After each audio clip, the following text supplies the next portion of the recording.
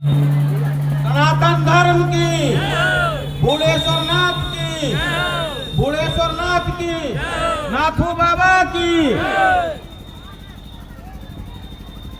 समस्त हरखापुर क्षेत्र प्रक्षेत्र से आए हुए नेताजी ऐसे अपने सनातन प्रेमी कांवरिया बंधुओं का ग्राम पंचायत जालिम नगर में इस नाथू बाबा की पवित्र देवभूमि पर उनका हार्दिक अभिनंदन है, स्वागत है, वंदन है, नमन है और सभी कांवरिया भक्तों के चरणों में श्रद्धा पूर्वक प्रणाम है। निश्चित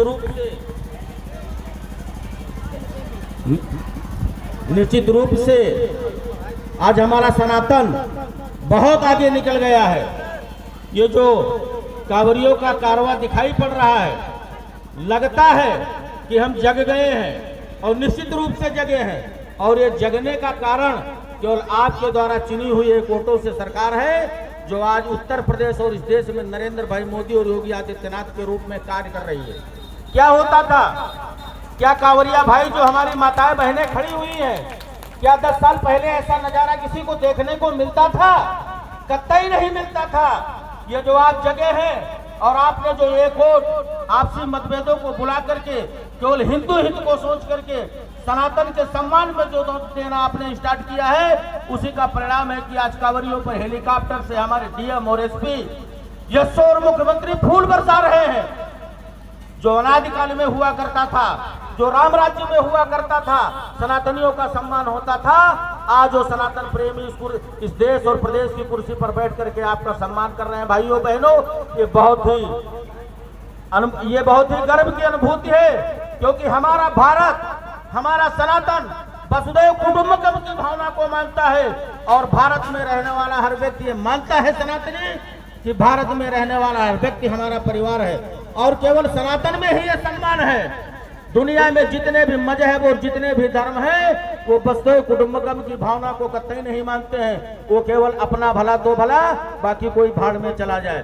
केवल हमारा सनातन और हिंदू धर्म ही मानता है कि इस धरती पर रहने वाला प्रत्येक प्राणी हमारा परिवार है और हम निरंतर भाईचारे की बात करते चले आ रहे हैं, लेकिन लोगों ने हमें कभी भाई नहीं माना है। वो हमको चारा बना करके उपयोग करके चले गए हैं। इसलिए भाइयों और बहनों, आपसी मतभेदों को बुला करके जगने की जरूरत है और इस कारवां को कभी कम नहीं होने देना है। इस कारवां को कम नहीं होने देना है और हमें जगना है।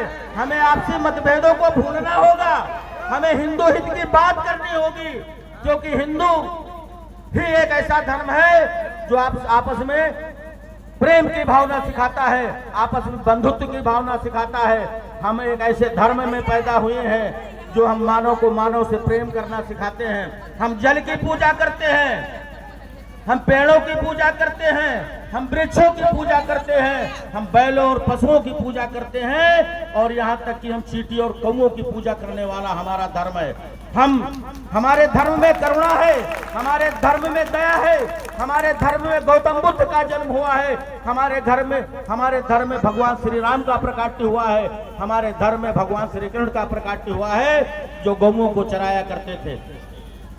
इसलिए भाइयों बहनों, आज जालिम नगर की इस पवित्र देवभूमि पर जितने भी कांवरिया आए हैं, चाहे वो हमारी माताएं हो, चाहे हमारी बहनें हो, पूरा जालिम नगर पलक पांगड़ों बिछा करके आपका हार्दिक अभिनंदन करता है, स्वागत करता है, वंदन करता है और आप सभी कांवरिया भक्तों के चरणों में बारंबार प्रणाम करता है।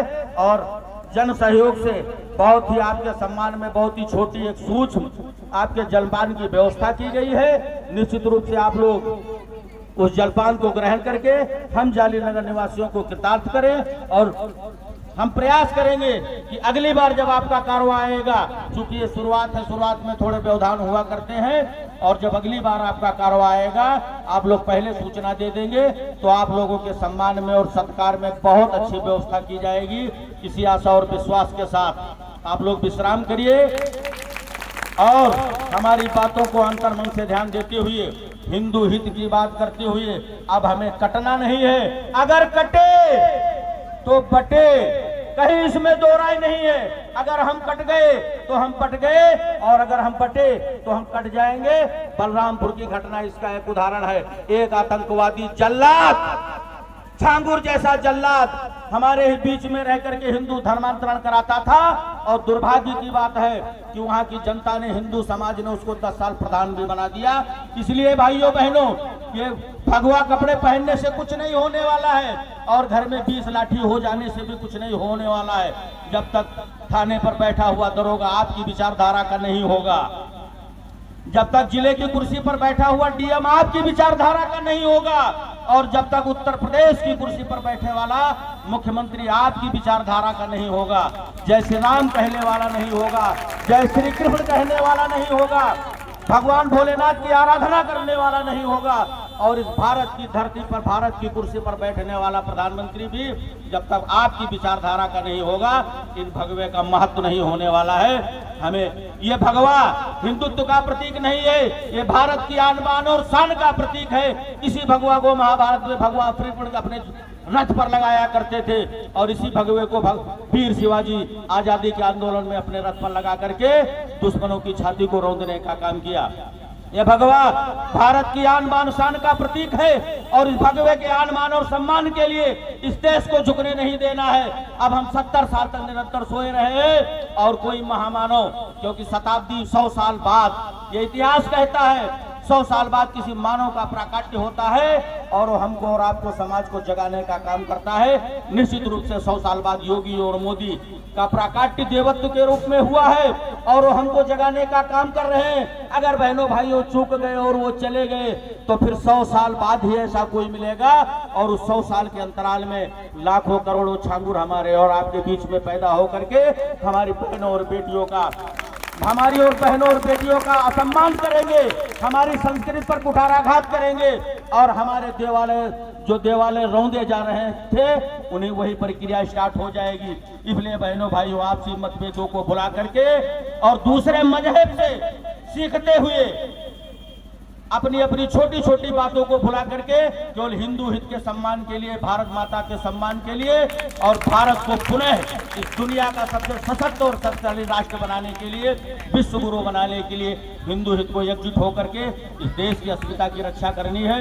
इसी आशा और विश्वास के साथ समस्त कांवरिया बंधुओं के चरणों में श्रद्धा सुमन अर्पित करते हुए आपका बारंबार नमन है, अभिनंदन है, वंदन है, और इस जालिम नगर की इस पवित्र देवभूमि पर आपका तहे दिल से स्वागत है, वंदन है, अभिनंदन है।